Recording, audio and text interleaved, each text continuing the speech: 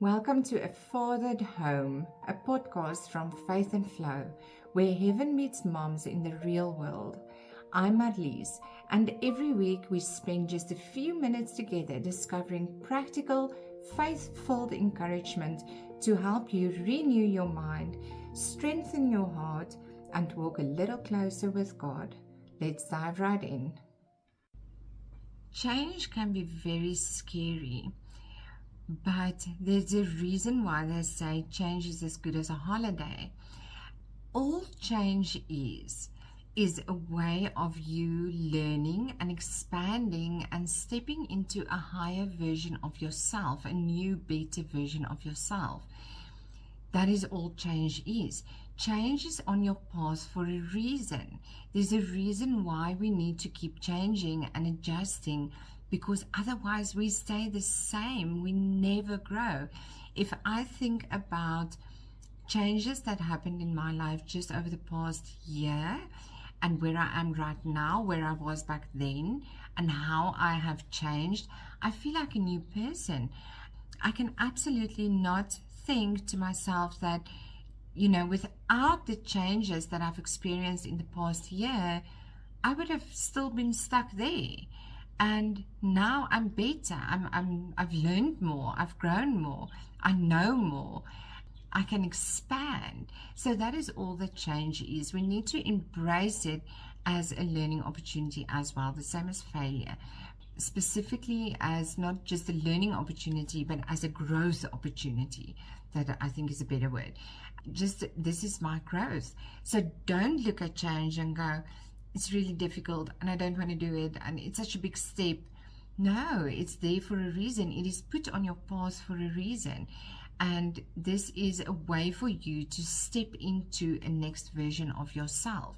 And every time you can look back on that other person that was you a while ago, and you can go, I can't relate to that person anymore because I am now really thinking new thoughts and doing new things and behaviors and things like that. Then you have stepped into a new version of yourself. All right, so if there's a really difficult situation that is in front of you, something that maybe it's not a good change, maybe it's something that you have to move to a smaller house, or you have to move the kids to a different school, maybe a cheaper school, whatever it is. I can only think financially right now.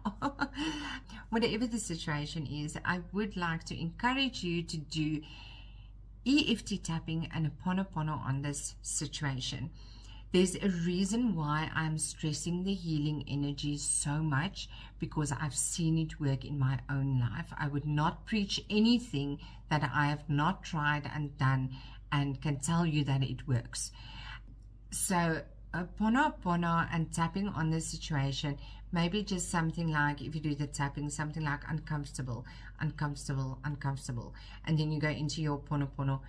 I'm sorry, I forgive you, I love you, thank you. And then you move on to the next part. I promise you, shifting your energy about this situation will help the situation feel better. It will help you to make peace with the situation and maybe see where you can improve.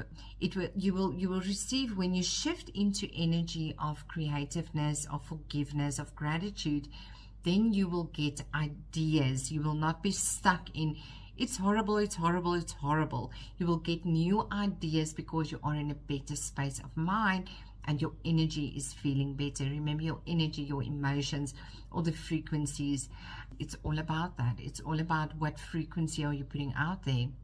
And this is your energy. And doing energy work to get your energy from it's a horrible situation to I can cope with this situation and maybe even do something about it. That makes all the difference in the world. So please, please, please tap into the energy healing. It is so powerful. You can even just meditate on this. Meditation is just another way to calm your thoughts and get grounded in the present moment and ask for guidance. That is where we connect, right? So ask for guidance, ask for guidance. I'm really hating this situation. It's a change that I don't want in my life. What is the reason for it? And why do I have to go through this?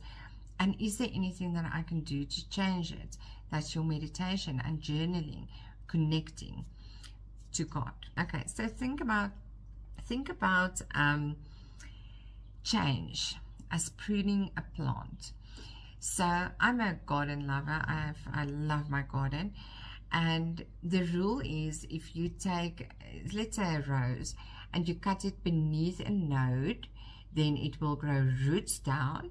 If you cut it above the nodes, and this is just a extra little gardening tip for all of you, if you cut it above the node, then it will make branches, new branches. So that's the rule for all plants. If you cut anything in your garden, if you just want to prune it, you can cut it above the node, and it will make 2 new branches instead of just the 1 branch that it had. So it will become bushier. If you cut it underneath the node, it will grow roots, and that is a great way to multiply the plants in your garden as well. Okay, so but the point is, think about change as pruning a plant. Where you have the 1 branch and you cut it above the node, it will grow 2 branches. You are expanding. You are creating something new. You are growing. Sometimes it might seem really drastic. In the winter months, I cut everything. Like just way back. And it's this beautiful... I have this beautiful malva. That's a different kind of malva. It has the most beautiful flowers. It's not a normal malva. But as the year goes on, the inside of it, because it kind of hangs over a pot, the inside kind of becomes like just branchy. There's no more leaves, and then the leaves just hang here. So the pot itself looks like just branches, like bare branches. So I cut it way back, right down to the, like almost the core of it. And then again, it's like this bush when it comes out. That's when I leave it too long, when it becomes branches. So it seems dramatic sometimes to do that. And it's like, oh, there's still beautiful flowers on the thing, but I'm going to have to cut it now, to have the result of the more growth, the bushier growth, the better growth. And the expansion, guys, it's dramatic sometimes, and sometimes we have to sit and just let a piece of ourselves die because we need to step into something else. There's some things in our lives that we need to let go of and let die completely. This old version of myself that I don't want anymore, to be able to step into that new version. And to do that, we need to change. We need to step into the change and embrace the change and make peace with it. And for this, we have the Ho'oponopono and tapping and all of the energy healing breath work to help us regulate our emotions at the time for those new changes. Okay, so I already mentioned a lot of this, but to embrace change, just a couple of things. You can incorporate gratitude as well, instead of thinking about smaller house. Maybe if we're in a bad situation, smaller house, different school that I mentioned before. Those are just 2 examples that came to mind now. Instead of looking at that situation, rather focus on, I'm grateful that the family is still together. I'm grateful that I can still provide for my kids to go to school. So really tap into gratitude, do the energy healing, and take small steps as well. That is another one that I think is very powerful. One day at a time, and stay in the present moment. The more you can do the present moment, right here, right now, by grounding yourself, what do I feel, what do I see, what do I smell, grounding yourself in the present moment, that will help with your overwhelm dealing with the change as well. And then affirmations. Start saying things to yourself like, this is my expansion. It's nothing dangerous. This is just me expanding. It's nothing to feel that I'm not safe in this situation. I'm not in any danger. So start using affirmations as well, and this will help your lizard brain as well to not go into survival mode. I need to protect myself. Help your lizard brain to keep feeling safe while you are going through the change by using affirmations. I'm okay. We can do this. It's just expansion. That's all it is. Thank you for spending these few minutes with me today. If this episode encouraged you and you'd like to continue your journey, you'll find faith-filled journals Bible studies, guided resources, and more at the Faith and Flow shop. And if you're a mom rebuilding after divorce and would like personal support, I'd love to invite you to book a free clarity session with me.